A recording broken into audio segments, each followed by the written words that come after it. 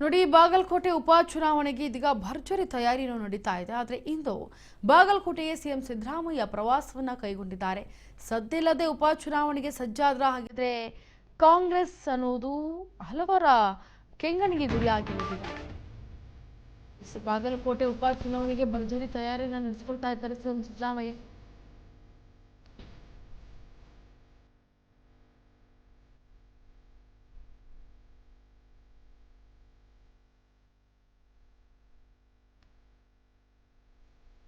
ನೋಡಿ, ಇಂದು ಬಾಗಲಕೋಟೆಗೆ ಸಿಎಂ ಸಿದ್ದರಾಮಯ್ಯ ಪ್ರವಾಸವನ್ನ ಕೈಗೊಂಡಿದ್ದಾರೆ. ಸದ್ದಿಲ್ಲದೆ ಉಪಚುನಾವಣೆಗೆ ಸಜ್ಜಾಗಿದ್ದಾರಾ ಕಾಂಗ್ರೆಸ್ಸಿಗರು ಅನ್ನೋದು ಈಗ ಯಕ್ಷಪ್ರಶ್ನೆಯಾಗಿ ಕಾಡ್ತಾ ಇರೋದು, ಕುತೂಹಲ ಮೂಡಿಸ್ತಾ ಇರೋದು.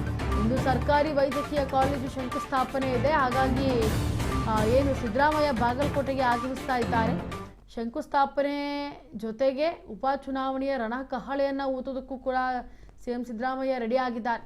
42 ಎಕರೆ ಜಮೀನಿನಲ್ಲಿ 450 ಕೋಟಿ ವೆಚ್ಚದಲ್ಲಿ ಕಟ್ಟಡ ನಿರ್ಮಾಣವನ್ನು ಮಾಡಲಾಗಿದೆ. ಇನ್ನು ಕೃಷ್ಣಾ ಮೇಲ್ದಂಡೆ ಭೂ ಸಂತ್ರಸ್ತರೇನಿದ್ದಾರೆ ಅವ್ರಿಗೂ ಕೂಡ ಪರಿಹಾರ ವಿತರಣೆಗೆ ಚಾಲನೆ ಕೂಡ ಕೊಡೋದಕ್ಕೆ ಸಿಎಂ ಸಿದ್ದರಾಮಯ್ಯ ಈಗ ಬಾಗಲಕೋಟೆಗೆ ಬರೋದಕ್ಕೆ ಸಜ್ಜಾಗ್ತಾ ಇದ್ದಾರೆ.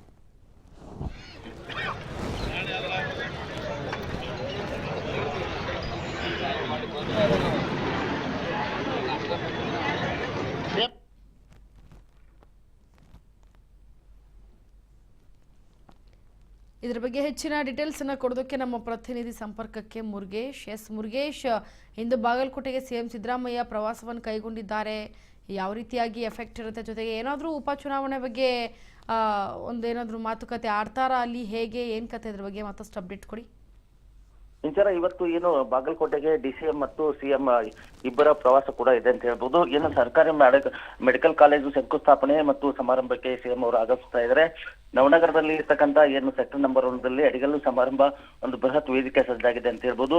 ಮೆಡಿಕಲ್ ಕಾಲೇಜು ಸೇರಿದಂತೆ ವಿವಿಧ ಅಭಿವೃದ್ಧಿ ಕಾಮಗಾರಿಗಳಾಗಿರ್ಬೋದು ಮತ್ತು ಏನು ಕೃಷ್ಣಾ ಮೇಲ್ದಂಡೆ ಯೋಜನೆ 3ನೇ ಭೂ ಸ್ವಾಧೀನ ಒಳಪಡುವ ಜಮೀನುಗಳಿಗೆ ಒಪ್ಪಂದದ ಪ್ರಕಾರ ಏನು ಫಲಾನುಭವಿಗಳಿಗೆ ಒಂದು ಪರಿಹಾರ ವಿತರಣೆ ಕೂಡ ಇವತ್ತು ಜನರಲ್ಲಿದೆ ಅಂತ ಹೇಳ್ಬೋದು. ಇದೇ ಸಂದರ್ಭದಲ್ಲಿ ಡಿ.ಕೆ. ಶಿವಕುಮಾರ್ ಆಗಿರ್ಬೋದು, ಉಸ್ತುವಾರಿ ಸಚಿವ ಆರ್.ಬಿ. ತಿಮ್ಮಪ್ಪ ಅವರು, ಎಸ್.ಕೆ. ಪಾಟೀಲು, ರಾಮಲಿಂಗಾರೆಡ್ಡಿ, ಸತೀಶ್ ಜಾರಕಿಹೊಳಿ ಸೇರಿದಂತೆ ಅನೇಕ ಸಚಿವರು ಕೂಡ ಭಾಗಿಯಾಗ್ತಾರೆ ಅಂತ ಹೇಳ್ಬೋದು. ಈಗಾಗಲೇ ಬಾಗಲಕೋಟೆಯಲ್ಲಿ ಉಪಚುನಾವಣೆ ಕಾವು ಜೋರಾಗಿದ್ದೆ ಅಂತ ಹೇಳ್ಬೋದು.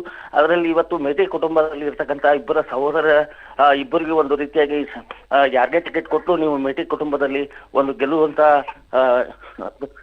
ಪ್ರಯತ್ನ ಮಾಡಬೇಕು ಅನ್ನುವ ನಿಟ್ಟಿನಲ್ಲಿ ಇವತ್ತು ಇಬ್ಬರಿಗೂ ಒಂದು ಕೂಡಿ ಅವರ ಸಹೋದರಿಗೆ ಹೇಳುವಂತ ಸಾಧ್ಯತೆ ಇದೆ.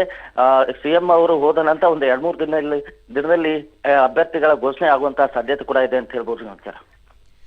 ಮುರುಗೇಶ್, ಯಾವ ರೀತಿಯಾಗಿ ಸಕಲ ಸಿದ್ಧತೆಯನ್ನ ಮಾಡ್ಕೊಂಡಿದ್ದಾರೆ ಉಪಚುನಾವಣೆಗೆ ಸಂಬಂಧಪಟ್ಟಂತೆ?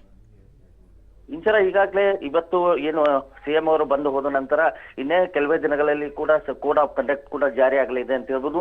ಆ ನಿಟ್ಟಿನಲ್ಲಿ ಕೂಡ ಈಗಾಗಲೇ 4 ಜನ ಏನು ಇಬ್ಬರು ಸಹೋದರರ ನಡುವೆ ಈಗಾಗಲೇ ಒಂದು ಒಪ್ಪಂದ ಕೂಡ ಆಗಿದೆ ಅಂತ ಹೇಳ್ಬೋದು. ಹಿರಿಯರಾಗಿರ್ತಕ್ಕಂಥ ಮಲ್ಲಿಕಾರ್ಜುನ್ ಮೇಟಿ ಅವರಿಗೆ ಒಂದು ರೀತಿಯಾಗಿ ಟಿಕೆಟ್ ಅನ್ನು ಕೊಡುವಂತಹ ಸಾಧ್ಯತೆ ಬಹುತೇಕ ಖಚಿತವಾಗಿದೆ ಅಂತ ಹೇಳ್ಬೋದು. ಹೀಗಾಗಿ ಸಾಕಷ್ಟು ಏನು ಮುಂಬರುವ ಚುನಾವಣೆಗೆ ಸಂಬಂಧಪಟ್ಟಂತೆ ಈಗಾಗಲೇ ಜಿಲ್ಲಾಡಳಿತ ಕೂಡ ಸಕಲ ಸಿದ್ಧತೆಯನ್ನ ಮಾಡಿಕೊಳ್ಳಲು ಮುಂದಾಗಿದೆ ಅಂತ ಹೇಳ್ಬೋದು. Murugesh, thank you so much ನಿಮ್ಮೆಲ್ಲ ಡೀಟೇಲ್ಸ್ಗಾಗಿ.